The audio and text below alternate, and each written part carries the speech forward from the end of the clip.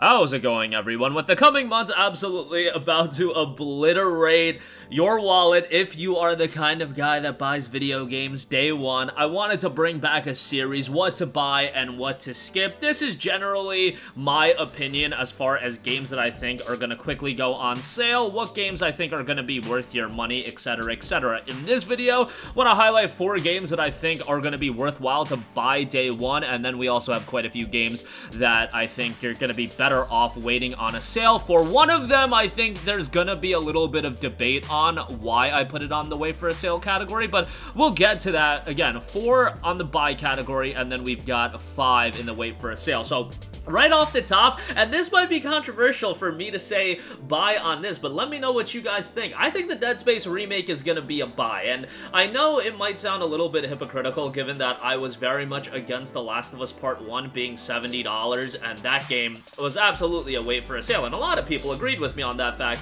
that $70 for Last of Us Part 1 was egregious. But the fact is, Dead Space came out all the way back in 2008, and we didn't get an upgraded release like we did with The Last of Us on PS4. A lot of people bought The Last of Us twice already prior to Part 1. You're talking the PlayStation 3 release in 2013, the PlayStation 4 release, and then, you know, you're asking for $70 for another release after that. That's why I would say wait on a sale for this. Dead Space, on the other hand, came out all the way back in 08. It's been, you know, close to 15 years, at least over 14 years. And you're talking about a franchise that I think a lot of people want to see back in the limelight, and we know that Dead Space 1 was a tremendous game, and this is a full-on ground-up remake for a game that I do think could use it. Now, Dead Space, if you go back and you play it, maybe you can say it holds up relatively well, but the fact is, if you're on a PlayStation platform, you're not even gonna play it, given that there's no way to play it. There is no remaster, there is no PlayStation 4 release, and God knows there is no PlayStation 3 backwards compatibility, so this remake is gonna be your best bet, and I hope it does do well from a commercial standpoint to make EA realize, hey, Dead Space is a franchise that definitely has a market and they can do more with it. I don't know if that means they do a Dead Space 2 remake, I don't know if that means they go with a Dead Space 4, I don't know if this starts a sequence of, like, a new storyline within Dead Space. Whatever they want to do, more Dead Space is going to be a good thing. Now, you could say that $70 for a game that is primarily a one playthrough single player campaign. One playthrough might be a little bit debated, but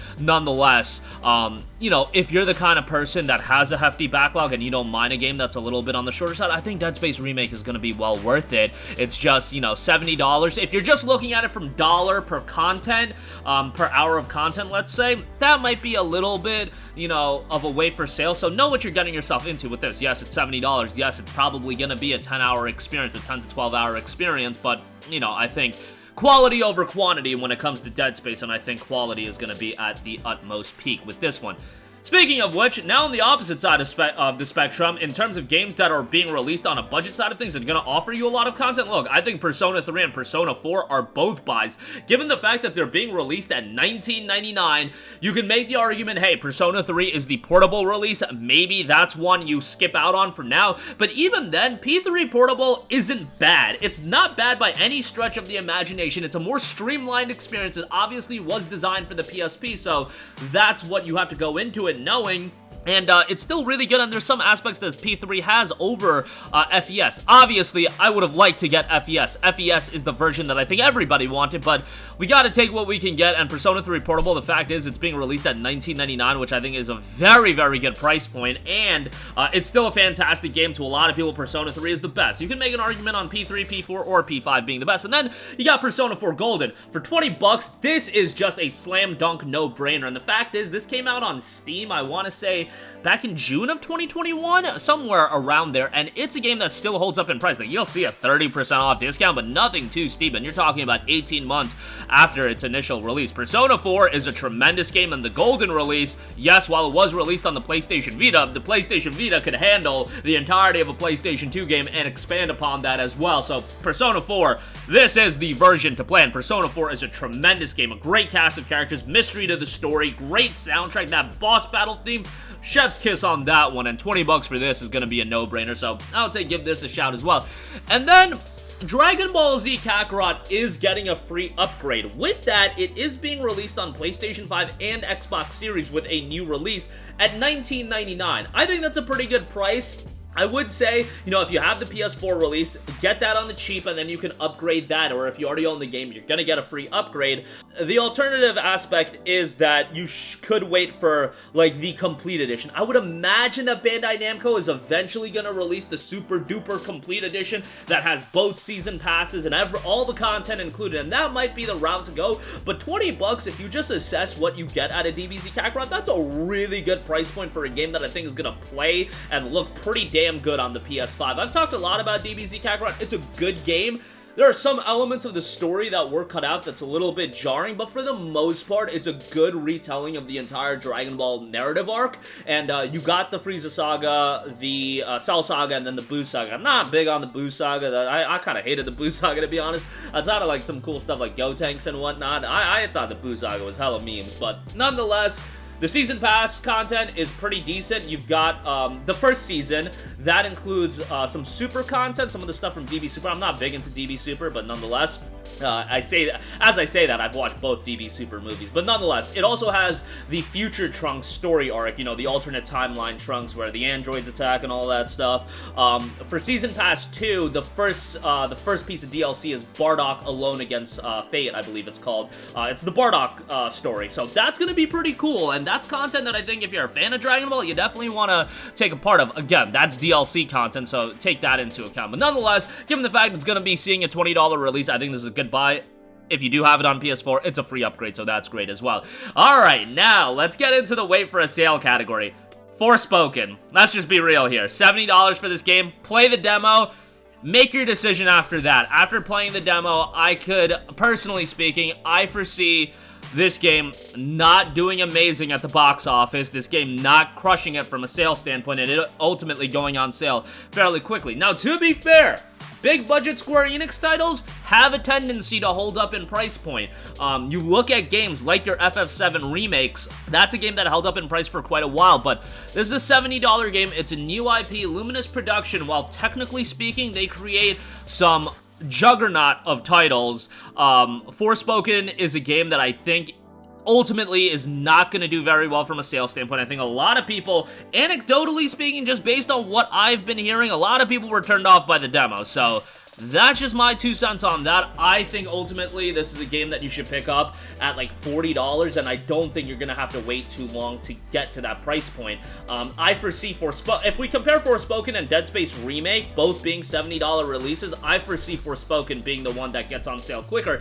even though in history, EA titles go on sale quicker than Square Enix games. Like, look at Need for Speed Unbound. That game went to $40, like, really, really quickly, but you know, I foresee Forspoken being the game that does get cheaper quicker. I might be wrong about that, but again, play the demo, and then that's gonna be your ultimate deciding factor more than anything else. Check out the demo, see if you like it, and if you do, maybe it's one you pick up day one at 70 bucks. If not, you know, keep it on the wish list, pick it up down the line on a sale. Next up, Monster Hunter Rise. Again, this is the one that I think is a little controversial. I think a lot of people are going to be like, bro, it's Monster Hunter Rise, you're going to spend like 100 hours on this game, buy it day one. Problem is, this game is a couple of years old, and it's just a re-release of the Switch release. Like, it's not Dead Space where it's a full-on remake, and it's being released at $60, and it's a digital-only release.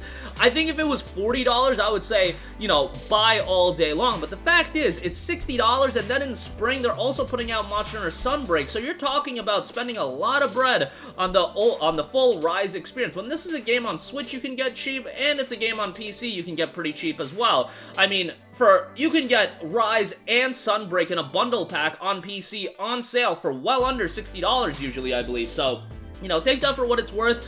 Do you want to pay 60 bucks on Rise and then pay $40 on Sunbreak, or do you ultimately want to wait a couple months, see if they do a bundle for both of them, and then wait for that to go on sale, and you can probably end up getting a pretty good discount on it. I expect the game to run really well on the PlayStation 5, but and on the PS4 to be frank, but yeah, I would say wait on a sale for that one. Again, given that it's a couple years old at this point, it's gonna be a quality release. Monster Hunter Rise is a really, really solid game, but yeah, 60 bucks, digital only release, that's a little bit too much for me. Next up, SpongeBob SquarePants The Cosmic Shake. Obviously, if you're nostalgic for SpongeBob, you're gonna enjoy this game. I think a lot of people enjoyed Battle for Bikini Bottom Rehydrated, I think was the title. And I enjoyed it as well, but I have a lot of nostalgia for SpongeBob. If you actually, like, assess that game as a platformer, it's like a okay game. It's not a blow-away, and I expect the same out of Cosmic Shake. THQ games don't hold up in price for that long, so, you know, I foresee 20 bucks by summertime, no problem with the Cosmic Shake. That's just my opinion on that. Next up, One Piece Odyssey, $60 release. It's a JRPG. Anime games, especially anime games that are trying to go in a different direction. Like, we saw all the One Piece Musou games, and those were alright. Now you got a One Piece JRPG, and you gotta be a little bit on the fence on it. I know, you know, maybe I'm being a little bit more on the fence about it because I'm not a big One Piece fan. Like, let's be real. If they did a Naruto game that was a JRPG like this, oh, hell yeah, I'd be all into it. But, you know, that would be my bias talking. But if you're a One Piece fan, you're probably super excited for this. I'm gonna be checking this game out. It's just 60 bucks for an anime JRPG. You gotta be a little bit on the fence on that. And Bandai Namco games do go on sale, unless it's a Souls title. Like, the Souls games, they'll just hold up in price. But outside of that, like, Tales of Arise went on sale, Scarlet Nexus went on sale. Those games go on sale, and One Piece Odyssey I don't think will be any different. And then lastly, another RPG, Risen, is coming to PS4.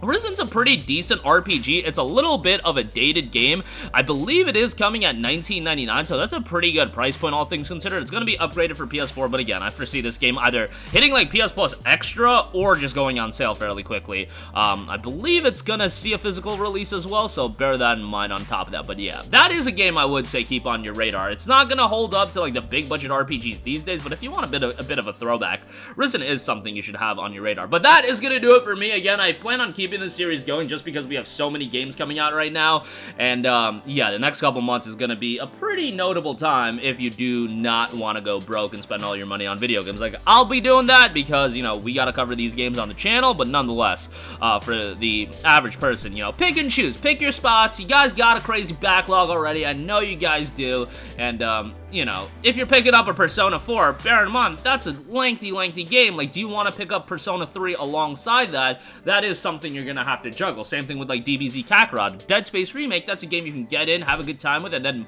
you know, move on with your backlog. But, yeah, pick and choose your spots as far as games coming up is concerned. That is my 2 cents as far as that's concerned. But that is gonna do it for me. Sound off with all of your thoughts in the comment section down below. As always, this is just a guideline, suggestions, and how I would tackle it had I not, you know, have a YouTube channel and I was just picking up games to play, you know, just in my spare time. But nonetheless, that'll do it for me. Thank you for watching, and goodbye. Hey guys, we hope you enjoyed the video, and if you did, make sure to hit the subscribe button, and if you're already subscribed, do us a favor and hit the bell icon. This way you'll be notified whenever we post a new video. That's the best way to keep up with all of our uploads, and we usually try to upload 2 videos a day. And with the bell icon hit, you'll be notified whenever we do upload a video. As always, thanks for watching.